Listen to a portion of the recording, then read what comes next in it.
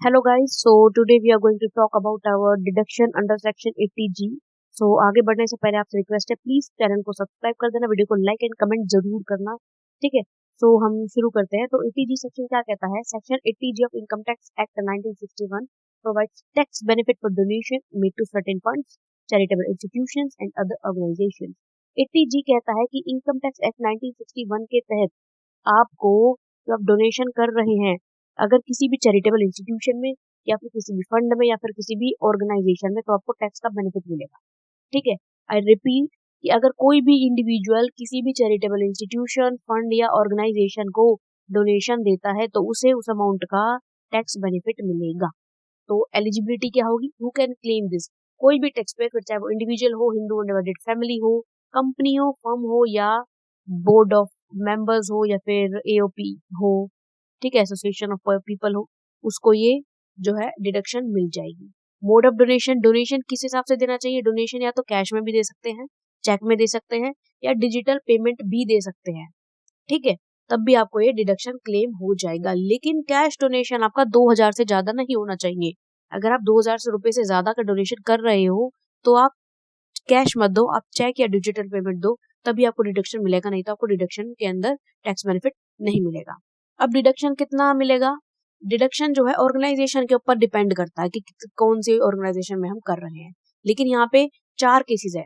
Donation कब मिलेगा? 100% deduction without limit. Without limit कितना भी करो, चाहे करोड़ रुपया कर दो, पूरा का पूरा जो है आपको डिडक्शन मिल जाएगा। लेकिन कब? जब आप प्राइम मिनिस्टर नेशनल फंड में डोनेशन देंगे, नेशनल डिफेंस फंड में, पीएम केयर फंड में या क्लीन गंगा फंड में, जो कि गवर्नमेंट ने 100% डिडक्शन विदाउट लिमिट अलाउ कर रखी है, उसमें अगर आप दोगे डोनेशन तो आपको 100% का जो है डिडक्शन मिलेगा। फिर आती है विदाउट एनी लिमिट लेकिन 50% डिडक्शन मिलेगा, ठीक है। लाइक आपने 10 लाख का डोनेशन दिया है लेकिन अलाउ कितना करेंगे? 5 लाख का करेंगे, ठीक है, क्योंकि 50% है। कौन से होते हैं? Jawaharlal Nehru memorial fund, prime minister drought relief fund, Indira Gandhi memorial trust. अगर आप इनमें कर रहे हैं तो 50% होगा। थर्ड केस आता है सी केस, कि डोनेशन तो 100% डिडक्ट होगा लेकिन एक लिमिट के अंदर, ठीक है। लिमिट कौन डिसाइड करेगा उसके बारे में आगे पढ़ेंगे। लेकिन कौन से होते हैं ये गवर्नमेंट के अप्रूव्ड लोकल अथॉरिटीज की जो फैमिली प्लानिंग को प्रमोट कर रही है, अगर हम उन फंड में डोनेशन देते हैं तो हमारा 100% लेकिन लिमिट के साथ जो है डिडक्शन अलाउ होगा। फिर आता है डी केस, डिडक्शन लिमिट में भी होगा और 50% भी होगा। लाइक लिमिट है कि हम 5 लाख तक के डोनेशन पे टैक्स बेनिफिट प्रोवाइड करेंगे। आप 5 लाख ही डोनेट करते हो तो आपको सिर्फ और सिर्फ 2.5 लाख का ही बेनिफिट मिलेगा। कोई भी चैरिटेबल इंस्टीट्यूशन इसके अंडर आता है या कोई भी फंड जो कि इस कैटेगरी के अंडर लाई करता है, ठीक है। अब कौन से ये जो सी और डी के अंदर जो लिमिट थी ना, ये लिमिट कैसे डिसाइड होगी? ये लिमिट होगी हमारी एडजस्टेड ग्रोस टोटल इनकम का 10%। एडजस्टेड ग्रोस टोटल इनकम कौन सी होगी?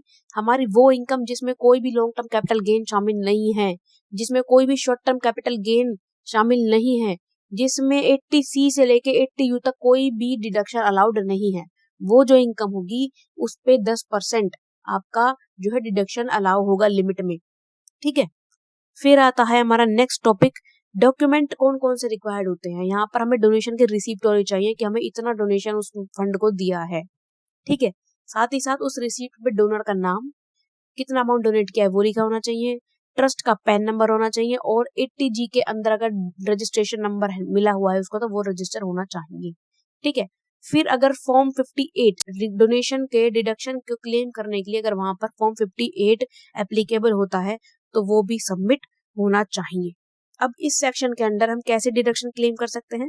सबसे पहले तो कितना अमाउंट आप एलिजिबल हो ऑर्गेनाइजेशन के नेचर के अकॉर्डिंग और अपनी इनकम लिमिट के अकॉर्डिंग, ठीक है। वो एलिजिबल अमाउंट लिखो कि भाई इतना एलिजिबल अमाउंट है हमारे पास जो कि डिडक्शन के लिए मिल सकता है। फिर अपनी इनकम टैक्स रिटर्न में आईटीआर में डोनेशन डिक्लेयर करनी पड़ेगी कि हम कितनी डोनेशन एक्चुअल में दे रहे हैं। नेक्स्ट आता है हमें अपने सभी रिसीप्ट रेडी रखनी होंगी जो भी डोनेशन के लिए हम दे रखे हैं असेसमेंट की वेरिफिकेशन के दौरान। So hope you guys must have understand this. So thank you so much. Please like, share and subscribe.